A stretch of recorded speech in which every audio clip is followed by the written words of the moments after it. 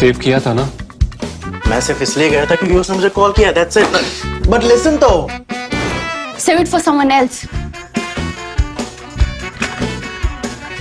जिंदगी में सेव करना जरूरी है, मगर जब बात पैसों की हो, सिर्फ सेविंग से काम नहीं चलेगा। इक्विटी म्यूचुअल फंड्स में इन्वेस्ट कीजिए और अपने सेविंग्स को आगे बढ़ने का मौका दीजिए। Mutual fund investments are subject to market risks. Read all scheme-related documents carefully.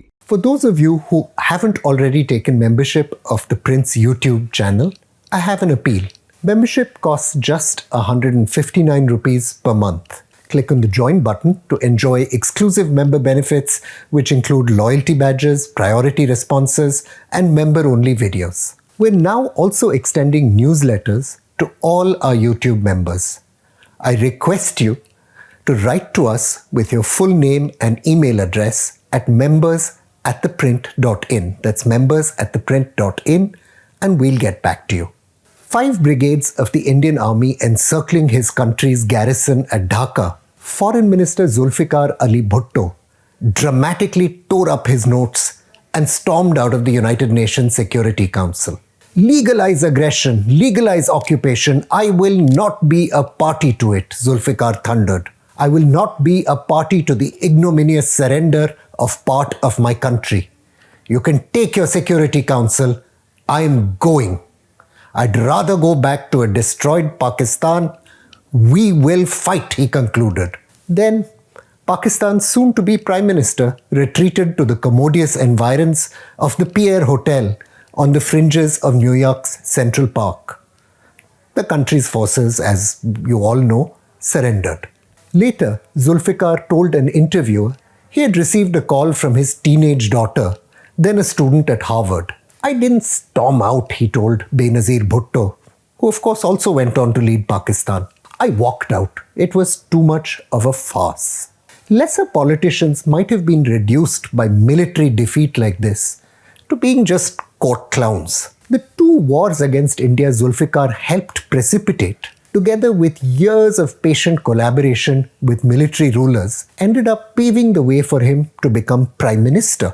51 years after his performance at the Security Council, Foreign Minister Bilawal Bhutto Zardari, grandson to Zulfikar and Benazir's son, is showing he's an able heir to the family patriarch. Even though Bilawal's speech accusing Prime Minister Narendra Modi of being the butcher of Gujarat seemed aimed across the border, the real target was at home. Former Prime Minister Nawaz Sharif, whose Pakistan Muslim League rules the country in alliance with Bhutto Zardari's Pakistan People Party, cultivated very close ties with Modi, seeing in it the prospect of reviving the détente which had been undermined during the Kargil War. Famously, Nawaz appeared at a family wedding in a pagdi gifted by the Indian leader, signaling close personal ties. As he stood frontline positions, new Army Chief General Syed Asim Munir has heard loud support for ousted Prime Minister Imran Khan among junior officers, Indian intelligence officials say. Though General Munir has made clear he will not countenance the return of Imran, a message that's been underlined in recent days by the release of sex tapes purportedly involving the former Prime Minister on social media, he also knows Prime Minister Shahbaz Sharif's government is flailing amid an ever-deepening financial crisis.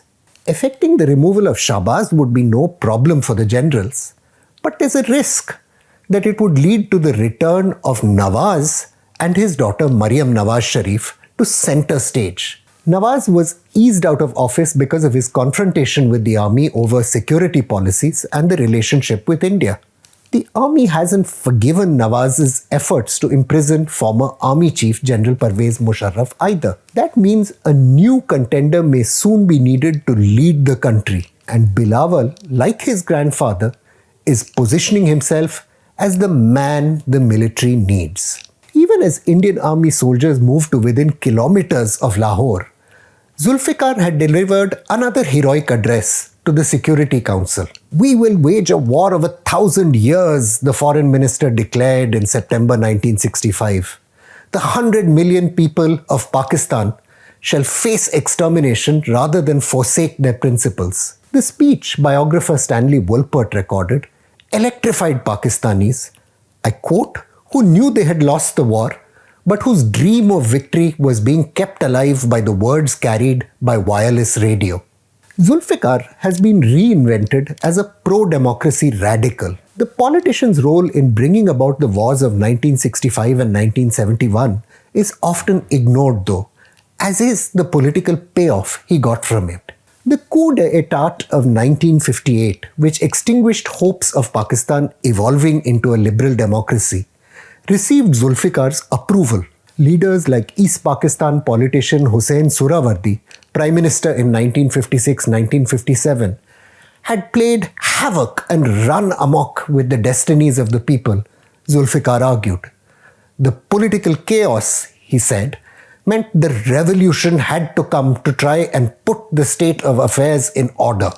Elevating himself to Field Marshal, a 5-star honorary rank on Zulfikar's advice, General Ayub instituted a system of so-called basic democracy, which basically restricted the franchise to just 80,000 pro-military citizens. Zulfikar served as the minister in charge of this policy's implementation and defended the regime's most authoritarian actions. The incarceration of top politicians, including Surawardi, sparked riots in East Pakistan, eventually laying the foundations for the Bangladesh movement. But Zulfikar defended the army's actions. Zulfikar also played a key role in persuading the Field Marshal to go to war in Kashmir in 1965, using covert troops. Zulfikar promised that India would not retaliate in the plains with conventional forces. The success of the current movement in Kashmir, he urged, will be a decisive factor in the history of Pakistan. We must go all out to incite the Nagas and the Lushais in Assam and the Sikhs in Punjab, Zulfikar added. This kind of ultra-nationalist argument pandered to Ayub's own prejudices. In instructions to his army chief, General Muhammad Musa, the Field Marshal claimed that, I quote, as a general rule, Hindu morale would not stand more than a couple of hard blows delivered at the right time and place. Fears raised by the army chief about the soundness of the 1965 war plan were simply brushed aside. When the military campaign became unstuck, Zulfikar insisted India's successful counter-offensive, I quote, cannot be explained except in the light of positive United States complicity. It is imperative, he argued in a top-secret memo, in the present circumstances to issue a denunciation of the United States' complicity with India. Well, this was fantasy. Your cousin is a madman, Ayub Khan later warned Mumtaz Bhutto. Don't follow him. But this wisdom had dawned too late. The Field Marshal's protege was plotting a coup of his own. Late in the summer of 1966, Zulfikar was pushed out of office and later imprisoned. I was confined in an old cell full of rats and mosquitoes, he would complain, and the charpai or bed was tied to a chain. Zulfikar's suffering, though, made him a hero to a people increasingly frustrated with Ayub's rule. Empowered by nationalist rhetoric charging Ayub with treachery, Zulfikar fought the elections of 1970 dressed, I'm not making this up, in a Mao cap and a green jacket. Socialism and Islam were weaponized into a new messianic ideology to save Pakistan's working people. Facing criticism from conservative clerics, Zulfikar vowed, "We shall wage a jihad for the cause of Islam, not only in Pakistan but anywhere in the world if required. If Muslim blood is being mercilessly shed in India, you cannot just wring your hands." The Field Marshal had been swept aside in a palace coup the previous year to be replaced by General Yahya Khan. The new military ruler promised free elections. "I am anxious to get the country back upon the rails of democracy," General Yahya said in one meeting. "I am myself frightened by my own blind power." Free elections, however, meant numerically more populous East Pakistan would hold political power. And sure enough, in 1970, Sheikh Mujibur Rahman's Awami League won 160 seats to Zulfikar's 81. Zulfikar, however, now refused to concede power and pushed for a federal arrangement which would make him Prime Minister of West Pakistan. The general, to his credit, resisted, noting that the argument being used by Zulfikar would enable each province in the West to also push for its own Prime Minister. Zulfikar, however, stoked the general's fears of secessionism in East Pakistan and used it to deny Mujib power. Even as violent protests in East Pakistan mounted and war with India loomed, Zulfikar was made deputy prime minister. He served under the anti-Mujib leader Nurul Amin. For 13 days, Zulfikar returned to a job, again under a military government. But this time, his tenure would end in the collapse of Pakistan itself. Following the fall of Dhaka, Zulfikar again positioned himself as a messiah. I am taller than the Himalayas, he thundered in one speech. Give me time. The defeat by India was widely attributed to General Yaya's womanizing and drinking. Zulfikar's own less than edifying behaviors, among them a highly public affair with the Dhaka lawyer Husna Sheikh, were pretty much ignored. Lewd comments Zulfikar made to women, one of them, according to Stanley Wolpert, Rita Dar, the daughter of Vijay Lakshmi Pandit, remained unknown to the public. Fed up with the army, the politician had positioned himself as the guardian of Pakistan's security.